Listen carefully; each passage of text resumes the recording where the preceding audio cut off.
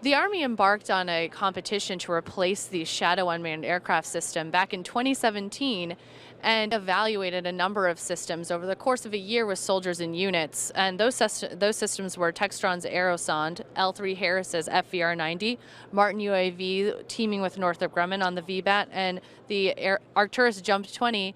And Arcturus was actually purchased by AeroVironment, so now it is the AeroVironment Jump 20 aircraft. And they went through a rodeo as well. Many soldiers had a chance to evaluate the systems over the course of several weeks following year-long evaluation.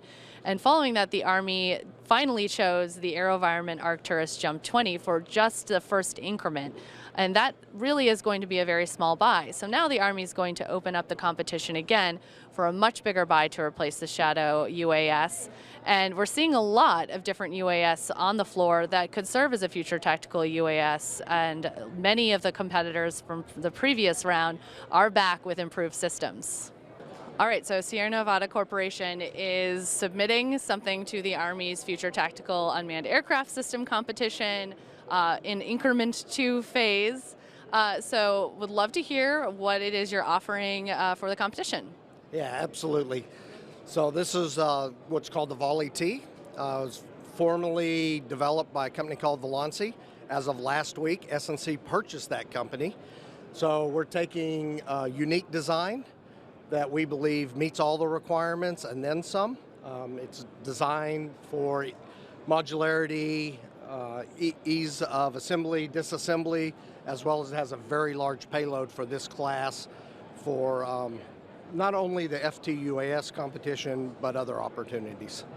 Okay, so when we're looking at a system like this, what stands out in terms of Volansi's design? You know, why did you want to partner with Volansi and ultimately buy Volansi for this system so that you could compete with that for the Army's competition?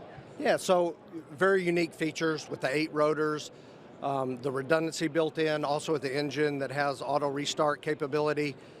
Provides that damage tolerance as well as fault tolerance to complete the mission, plus just the large capacity of payload that this can lift compared to the other competition offerings. So the uniqueness of build from design versus something that has to be adapted to the Army's requirements. We'll work with the Army to actually develop that to give them exactly what they need. And this is obviously the Army's second increment competition. They've already selected a company to supply an increment 1 system. So talk about how this system steps up in terms of capability compared to what was offered. And Sierra Nevada, you didn't offer something in the first round. So why now?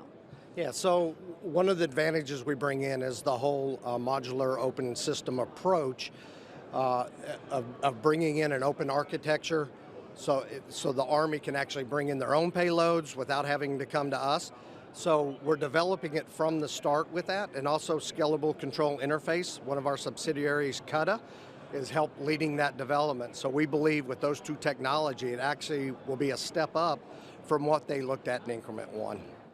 Well, Dave, we're here at the Boeing Institute booth here, and we're looking at your submission for the Future Tactical Unmanned Aircraft System that the Army is looking to compete for a second increment very soon. What sets this offering apart? And you know, you have a lot of customer interest across the board, but the Army is nearing a competition again. So, and I'm hearing that the pool is deep. So, talk about what sets you apart here. Well, I think what sets us apart, first off,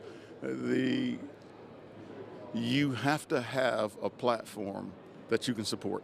I mean, to be able to make an unmanned aircraft is one thing. To be able to support it in the field, right, in the United States, around the world, that's not easy. To be able to produce at scale, that's not easy, right? To be able to handle multiple payloads easily without huge integration costs, that's not easy. We do that. The idea of operating this in a contested space, that's not easy. Off the shelf, just buying something off the shelf and hoping that it works in a contested environment, we offer all those type things in our solution. So you offered the Aerosonde HQ for the first round of competition with Future Tactical UAS for the Army. So talk about what you learned through the first round of competition. Obviously you weren't selected for that, but the Army is opening it up for another round of competition. So what did you learn and how did you adapt it to what you're offering for this one? Sure. So as you mentioned, in the Buy, Try, and Inform phase, we offered and demonstrated our Aerosonde Mark 4.7 hybrid quad. What you see here today is the 4.8 HQ. The soldier touch points for us were a fantastic opportunity to gather the soldiers' feedback, what they liked about the system, how they used it, but more importantly, what they wanted out of the system, the ultimate system. What they really loved about our system was its simplicity, its reliability. They loved the fact that it was heavy fuel, it was quiet. It allowed them to exercise the UAS systems in ways that they never really thought of. It really opened up entirely new TTPs. What they wanted was more of it.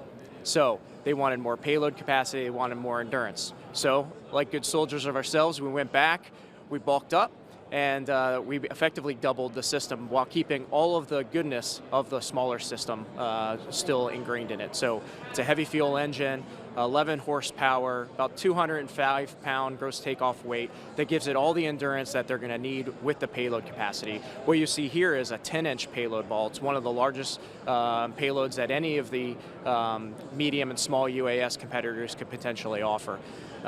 And it continues to build on all the experience that we have on our Aerosonde fee-for-service operations, foreign military sales, and other operations, where we now over 580,000 flight hours, almost all of which are in combat. So we really understand how to support the system, how to operationalize it, how to use it, but more importantly, it's got to be ready every single time for every mission. All right, well, thank you so much for showing us around the aircraft here.